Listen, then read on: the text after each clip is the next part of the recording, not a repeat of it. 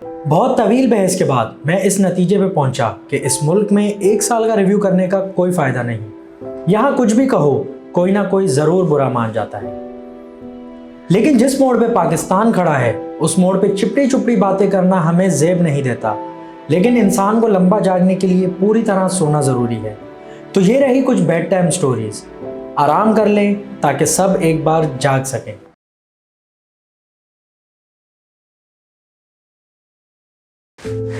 دور دراز ایک جزیرے پہ واقع بدھ مت مذہب کا مندر اور درسگاہ تھی۔ اس جگہ پہ آنے اور جانے کا صرف ایک ہی راستہ تھا، اور ہر دینی درسگاہ کی طرح یہاں لوگ خدا سے قریب ہونے کے لیے آتے تھے۔ اب اس مندر میں ایک تار کی طرح مالا بھی رکھی ہوئی تھی، جس میں موتی نہیں بلکہ لکڑی کے دانے نصب ہوئے تھے، اور بقول وہاں کے بزرگ لوگوں کے یہ مالا کوئی عام مالا نہیں تھی بلکہ بدھا نے خود پہنی تھی، اور یہ صرف اسی کو پہنائی جا سکتی ہے جس میں بدھا جیسے گن ہو۔ اور یہ مالا مندر میں بالکل سیکیور تھی، کیونکہ جیسے میں نے بتایا کہ یہ مندر ایک جزیرے پہ تھا اور اس میں آنے جانے کا راستہ صرف ایک ہی تھا، جس کا مطلب کہ آنے جانے والے ہر کسی کا سب کو پتہ ہوتا تھا۔ معمول کا دن تھا، ہر کوئی اپنی تعلیم میں مگن تھا کہ اچانک ان کے عالم دین نے سب کو ایک جگہ جمع کیا اور اعلان کیا کہ ہماری جو وہ مقدس مالا تھی وہ کھو گئی ہے۔ وہاں موجود ہر ایک کو ڈھونڈنے کا حکم دے دیا گیا۔ سب کے بہر ڈھونڈنے کے بعد بھی وہ مالا نہیں ملی، اور سب کے سب دوبارہ اسی جگہ پر جمع ہوئے۔ اس عالم دین نے اس بار کہا، مجھے مالا کی پرواہ نہیں ہے، پر جس نے بھی چوری کی ہے وہ اعتراف کرے اور سچ بولے تو میں نہ صرف معاف کر دوں گا بلکہ اس کو وہ مالا بھی تحفے میں دے دوں گا۔ اور 1 ہفتے کا وقت دے کر وہاں سے چلا گیا۔ 1 ہفتہ بھی گزر گیا اور سب دوبارہ اسی جگہ پر جمع ہوئے۔ جب عالم نے پوچھا اور کسی نے جواب نہیں دیا تو وہ عالم دل برداشتہ ہو کر کہنے لگا کہ میں نہیں جانتا کس نے چوری کی ہے، اور میں یہ نہیں جانتا کہ شاید چوری بھی کی ہے کہ نہیں، لیکن اس مالا کے سوا اس درسگاہ کا کوئی فائدہ نہیں۔ آج سے یہ درسگاہ بند ہوگی اور تم سب لوگ واپس چلے جاؤ۔ وہاں موجود سارے شاگرد مایوس ہو کے ادھر ادھر جانے لگے تو ایک شخص اپنے عالم کے پیروں میں گر جاتا ہے اور معافیاں مانگنے شروع ہو جاتا ہے۔ سب کو لگا مل گیا چور، اس نے چوری کی ہے۔ جب عالم نے اس شاگرد سے پوچھا کہ تم نے چوری کی ہے، اس شاگرد نے کہا کہ میں نہیں جانتا کہ مالا کس نے چوری کی ہے یا گم ہو گئی ہے، لیکن اس درسگاہ کو بند کرنے سے بدھا کی روح جو اس درسگاہ کے تھرو چل رہی ہے، میں وہ کھونا نہیں چاہتا۔ وہ شاگرد بولا کہ چور نے جو نقصان کرنا تھا کر دیا، سب کے دل دکھائے اس نے، پر اس مسئلے کو سلجھانے کے لیے کسی کو آگے بڑھنا پڑے گا۔ استاد نے پھر وہ مالا نکالی اور اس کے گلے میں پہنا دی کہ تم نے درسگاہ کو ختم ہونے سے بچایا، تمہیں یہ اصل اندازہ ہے کہ کس طرح تعلیم برقرار رکھی جا سکتی ہے۔ آپ میں سے بہت سارے لوگ تو اس کہانی کا مقصد نکال لیں گے، لیکن کچھ انتظار میں ہوں گے کہ اس کا مقصد کیا ہے۔ آسان الفاظ میں ڈالر ملک میں ہے ہی نہیں، انسرٹینٹی بہت زیادہ ہے، Pakistani industry and economy complete melt down پہ ہے، اندرونی یا بیرونی کسی بھی انویسٹر کا یقین نہیں۔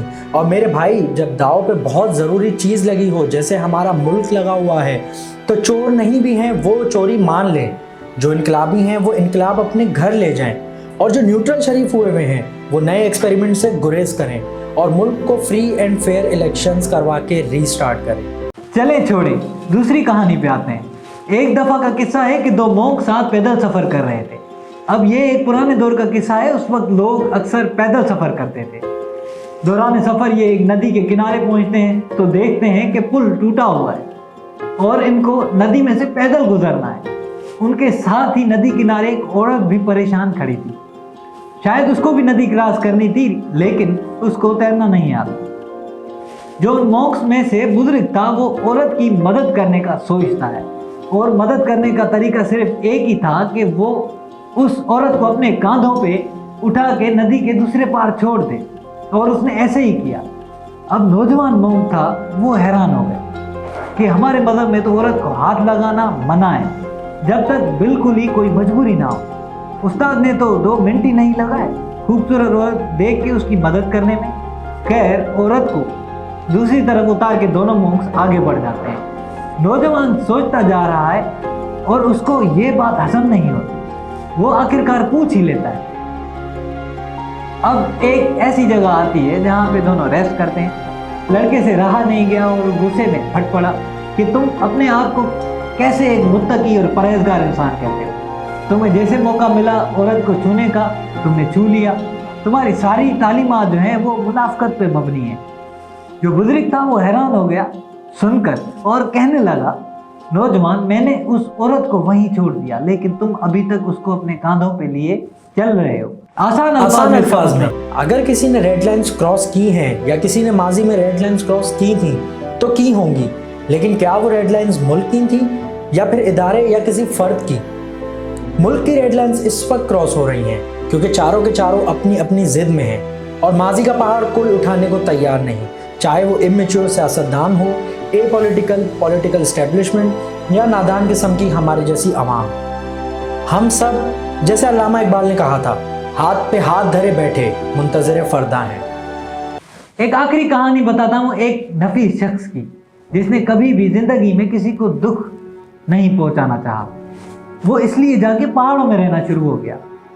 एक रात उसको टहलते टहलते रात हो गई और वो जल्दी जल्दी से अपने ठिकाने की तरफ जाने लगा तो उसका पैर किसी चीज़ पे आ गया, जिसकी आवाज़ से इस आदमी को लगा कि उसने कोई अंडा तोड़ दिया है। वो जैसे तैसे करके घर पहुंचा, लेकिन क्योंकि उसने आज तक किसी को कोई तकलीफ नहीं दी थी, उससे जब एक मेंढक का अंडा टूटा तो उससे बर्दाश्त नहीं हो रहा। जब वो रात में सोने गया तो उससे ख्वाब में 100 मेंढक आए जो उससे उनके एक मेंढक को मारने का हिसाब मांगने लगे। वो पूरी रात इस परेशानी में सो नहीं पाया।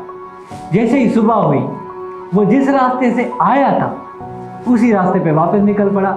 जब करीब पहुंचा तो देखा कि एक सूरज की तपश से सड़ा हुआ बैंगन था, जिसने अंडा टूटने जैसी आवाज़ की, और चूंकि रात थी तो सही से दिख भी नहीं पाया। आसान अल्फाज में हमें भी वापस जाना चाहिए माजी में, जब हमने सड़े हुए बैंगनों को बचा के असल अंडे तोड़ दिए पाकिस्तान के और उसको भुला नहीं सके। वापस जाके हमें वो बैंगन वहीं दफन करने हैं। मैं मिसालें नहीं देना चाहता, लेकिन हम पाकिस्तानी सब जानते हैं कि हमें कौन से और कैसे कैसे ट्रॉमास दिए गए हैं। हमें उस ट्रॉमा से निकलना होगा, otherwise a silent majority will always win and the country will always loose. इसलिए इस साल एक बार सब जाग जाए। Happy new year.